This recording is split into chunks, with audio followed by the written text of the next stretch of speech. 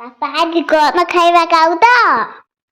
ଆଜି ଭାତ ହେଇଛି, ଖଟା, କାକୁଡ଼ି ସାଲାଡ଼, ଶାଗ ମୁଗ ନାଡ଼ି ପଡ଼ିକି ହେଇଛି ଆଉ ଡାଲି ହେଇଛି।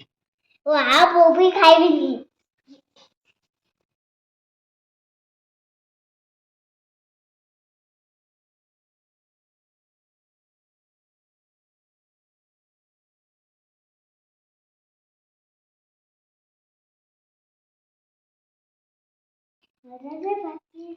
ବଢ଼ିଆ ହେଇଛି। ଶାଗ ମୁଗଟା ଭଲ ଲାଗୁଛି।